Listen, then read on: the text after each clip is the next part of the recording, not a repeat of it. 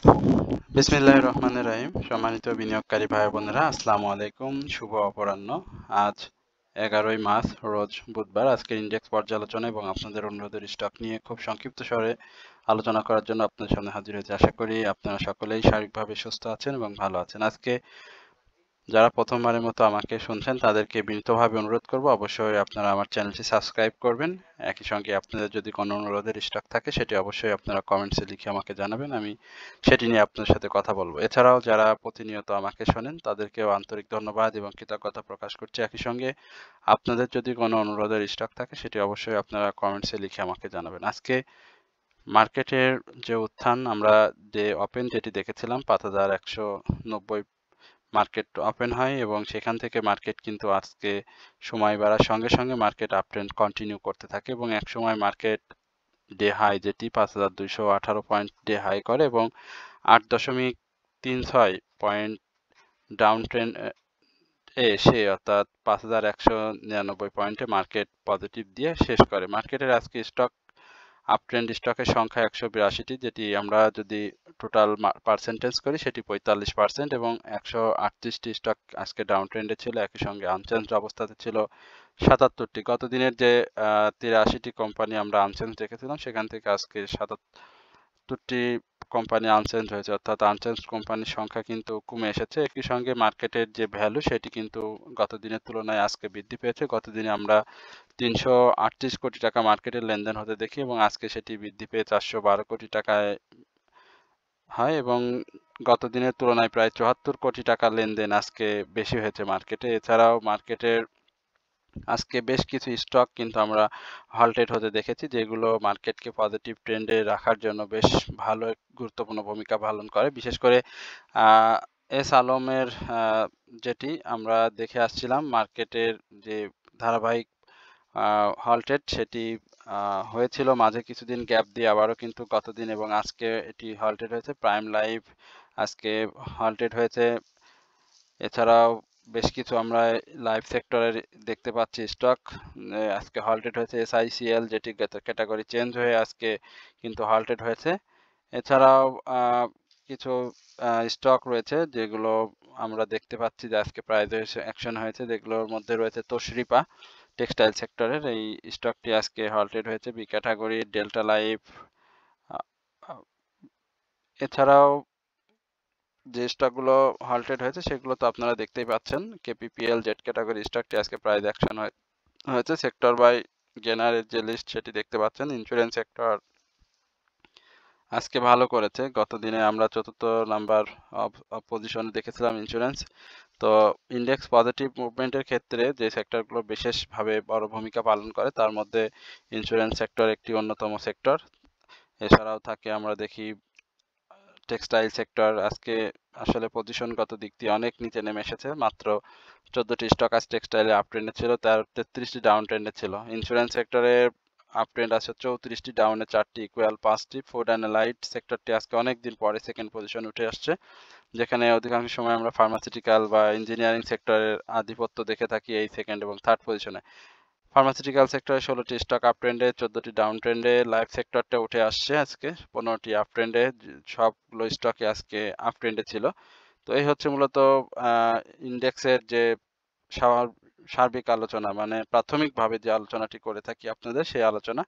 এরপরে আমরা একটু চার্টটা দেখি খুব সংক্ষিপ্ত পরিসরে। চার্টে আজকে দেখতে পাচ্ছেন যে মার্কেটের যে ক্যান্ডেল স্টিক প্যাটার্ন যেটি আমরা বলে থাকি, এখানে যদি আমরা ইনভার্টেড হ্যামার ধরি তাহলেও মার্কেট আগামী দিনে পজিটিভ মুভমেন্ট যাওয়ার সম্ভাবনাটা বেশি। যদি টুইজার বটম ধরি সেটিও মুভমেন্টের জন্য অগ্রণী ভূমিকা পালন করে। বাট আজকে মার্কেটের যে ভলিউমটা সেটি অনেক বেশি হয়েছে, ৭৪ কোটি টাকা গত দিনের তুলনায়। এই ভলিউমটা একটু আমার কাছে বেশি মনে হয়েছে। তবে মার্কেটের মুভমেন্ট এবং মাসের শুরু সেহেতু আমরা মার্কেটটাকে আরো বেশি পজিটিভ ধারায় চিন্তা করতে পারি। মার্কেটের যেহেতু আপনারা জানেন যে শেয়ার বাজারের যে তদারকি, দুদক কর্তৃক যে তদারকি করা হয় সেই তদারকিতে সার্ভিল্যান্স যে সফটওয়্যারের মাধ্যমে কারসাজি হয়েছে সেটি আপনারা জানেন যে এই কারসাজির কারণেই কিন্তু 2018 সাল থেকে 2024 সাল পর্যন্ত এই সার্ভিল্যান্স সফটওয়্যারে আলাদা সংযোগ ব্যবহারের মাধ্যমে মানে পরিচালক সহ অনেক কর্মকর্তা কিন্তু জড়িত ছিল, যারা এই অর্থ পাচারের ক্ষেত্রে বর্তমান যে পূর্বের যে কমিশন ছিল, শিবলি রুবায়েত ইসলামের যে কমিশন ছিল, সেই কমিশনের যে একটা কারসাজি সেটি আপনারা দেখেছেন। বাজার নিয়ে কারসাজি ছিল, পরিচালকের রুমে তারা সার্ভিল্যান্স সফটওয়্যার বসায় এবং এই সার্ভিল্যান্স সফটওয়্যারের যে ডেভেলপমেন্ট করার জন্য 28 কোটি টাকাও কিন্তু দেওয়া হয়, যেটি প্রোগ্রাম ডেভেলপমেন্ট করার ক্ষেত্রে কিন্তু ব্যবহার করা হয়নি। তো সবকিছু মিলিয়ে দুদকের যে অভিযান, এই অভিযানে অনেক কিছুই বের হয়েছে, অনেক তথ্য আমরা বিভিন্ন সংবাদ মাধ্যমে জানতে পেরেছি, আমরা নিজেরাও জানতে পেরেছি। এটি আসলে অর্থের নয়ছয় করেছে। এছাড়াও মাকসুদ কমিশনের যেটি রয়েছে, সেটিও নেতৃত্বাধীন যে বর্তমান কমিশন, সেই কমিশনেও কিন্তু অর্থের নয়ছয় রয়েছে। সুতরাং বাজারের যে সামনের যে মুভমেন্ট, সেই মুভমেন্টে আমরা একটা শক্তিশালী মুভমেন্ট প্রত্যাশা করছি এবং সেটি আমরা পাবো। আর সাপোর্ট যেটি বলতে হবে, মার্কেটের বর্তমান যে সাপোর্ট জোন যেটি রয়েছে, একটা ভালো সাপোর্ট এই 5189 থেকে 5190 থেকে 5185 এই লেভেলে মার্কেট একটা ভালো সাপোর্টের মধ্যে থাকবে। আর মার্কেটে এই মুহূর্তে আমরা সেল সিগন্যাল দেখতে পাচ্ছি হিস্টোগ্রামের বার, এমএসিডি মুভিং অ্যাভারেজ অনুযায়ী। তো এই হচ্ছে মূলত ইন্ডেক্স এবং মার্কেট নিয়ে আমার সংক্ষিপ্ত পরিসরে আলোচনা। এরপরে আপনাদের অনুরোধের কিছু স্টক রয়েছে যেগুলো খুব সংক্ষিপ্ত পরিসরে আমি আলোচনা করব। প্রথমেই কেপিপিএল নিয়ে আপনাদের আলোচনা করার জন্য অনুরোধ ছিল। আমরা কেপিপিএল কে আজকে দেখেছি প্রাইস অ্যাকশন করতে। জেড ক্যাটাগরি স্টকটি আজকে 1 টাকা 50 পয়সা প্রাইস অ্যাকশন হয়েছে এবং ভলিউমটাও পেয়েছে। তো যেহেতু এটি জেড ক্যাটাগরির স্টক, এই মুহূর্তে আমি বলবো যে কেউ যদি এন্ট্রি জোন খোঁজেন বা কেউ যদি এন্ট্রি নিয়ে থাকেন, সেক্ষেত্রে পরবর্তী দিনে তার ম্যাচিউরড হতে যে সময়টুকু লাগে, এখন যে 4 দিনের যে সময়টি লাগছে, তো এখানে আপনি হয়তো প্রফিট টেক করে বের হতে পারবেন যদি তার ডাউন ট্রেন্ডটা স্বাভাবিকভাবে হয়। বাট যদি ডাউন ট্রেন্ডটা যদি অস্বাভাবিক হয়ে যায়, সেক্ষেত্রে আপনার জন্য লসের সম্ভাবনা থাকবে। বাট যেহেতু ভলিউমটা পেয়েছে, গত দিনের যে ভলিউম ছিল, এখানে ভলিউমটা খুব বেশি পায়নি, মাত্র 8 লক্ষ ভলিউম পেয়েছিল। একই সঙ্গে যে হাইটি ছিল, দেখতে পাচ্ছেন যে হাইয়ের উপরে ক্লোজটাও করতে পারেনি।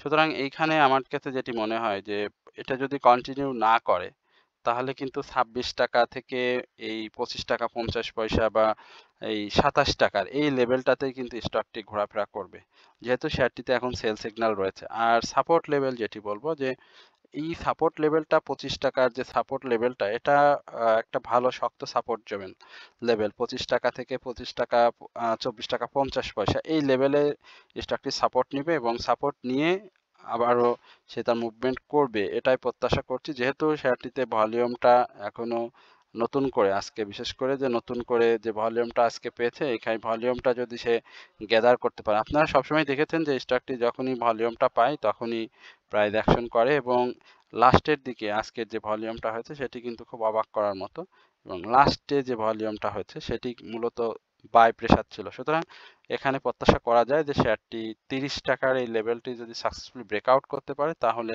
শেয়ারটি আবারও একটা ঊর্ধ্বমুখী প্রবণতায় আমরা দেখব এবং শেয়ারটিতে এই মুহূর্তে সেল সিগন্যাল রয়েছে, এটিও আপনাদেরকে লক্ষ্য রাখতে হবে। এরপরে ডি ফুড নিয়ে একটু সংক্ষিপ্ত পরিসরে আলোচনা করব। আজকে জানেন যে ফুড অ্যান্ড অ্যালাইড সেক্টরের মুভমেন্ট হয়েছে, তারা সেকেন্ড পজিশনে সেক্টর বাই গেনার লিস্টে চলে আসছে।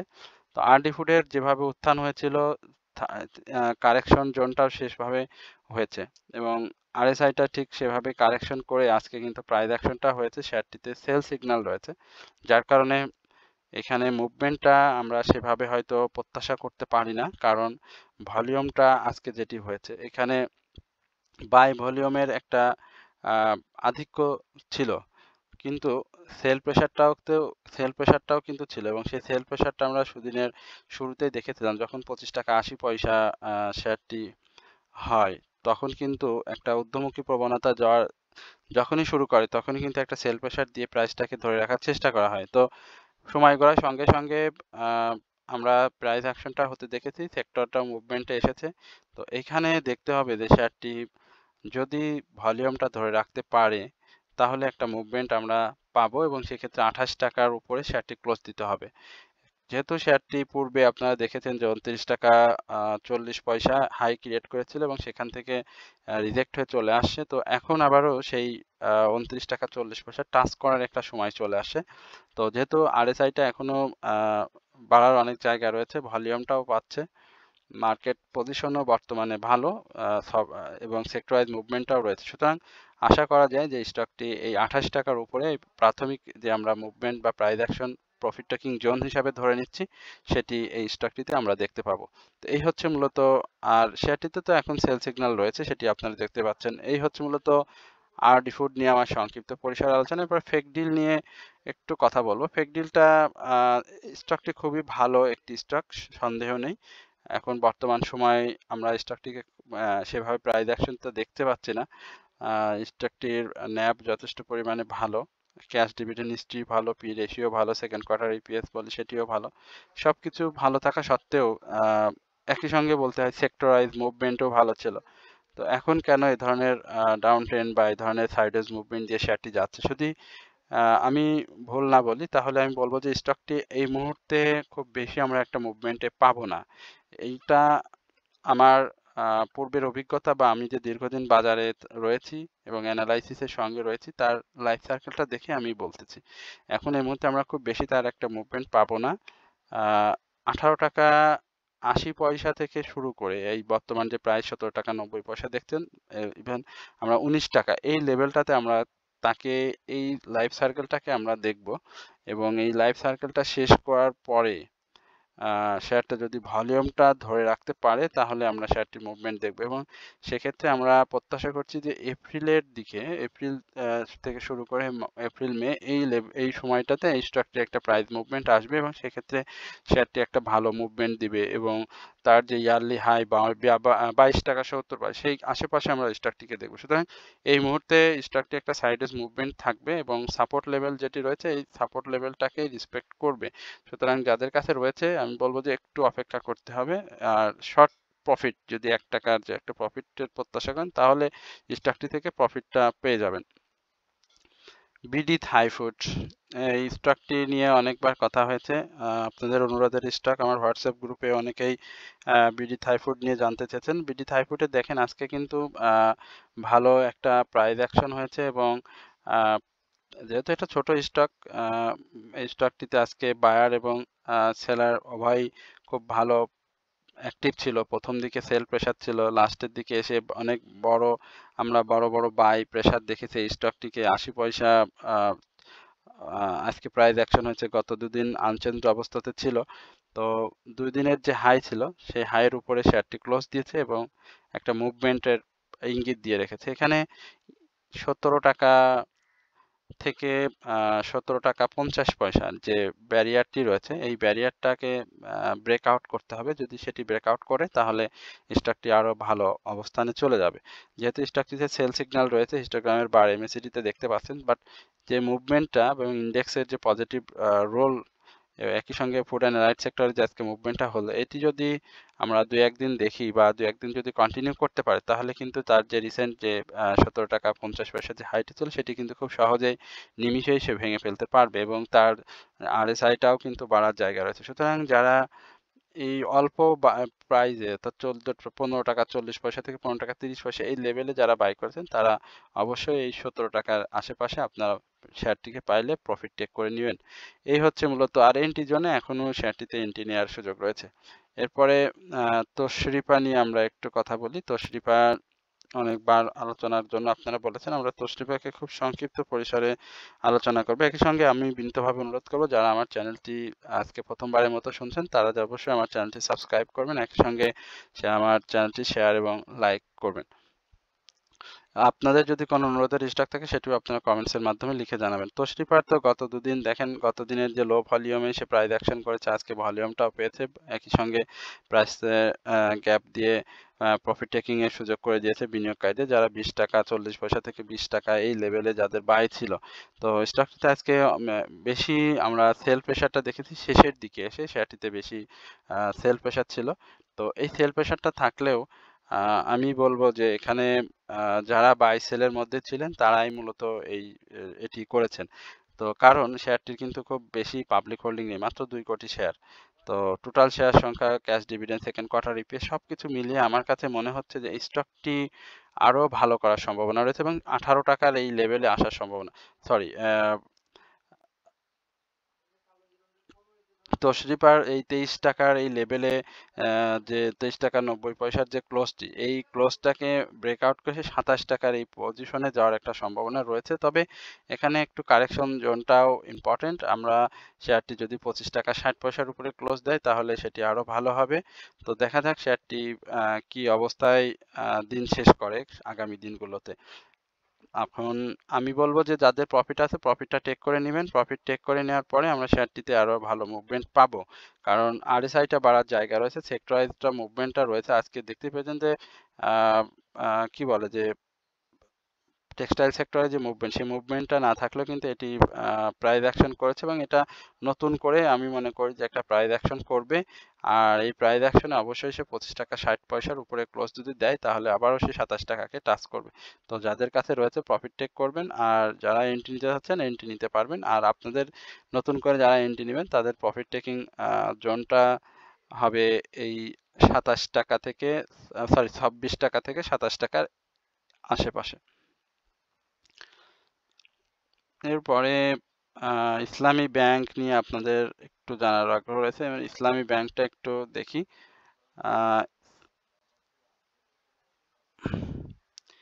ইসলামী ব্যাংকের বর্তমান যে অবস্থা সেটি সাইডওয়েজ মুভমেন্ট দিয়ে রয়েছে। এই সাইডওয়েজ মুভমেন্টটা কন্টিনিউ হওয়ার সম্ভাবনা রয়েছে, যেহেতু আপনারা দেখতে পাচ্ছেন যে এখানে একটা আনইউজুয়াল ভলিউম দিয়ে প্রাইস অ্যাকশন করে এখানে আবার যারা এই লেভেলে বাই ছিল আপ দিয়ে এই লেভেলে বের হয়ে আসছে এবং এখানে কারেকশন জোনটা ক্রিয়েট হয়েছে।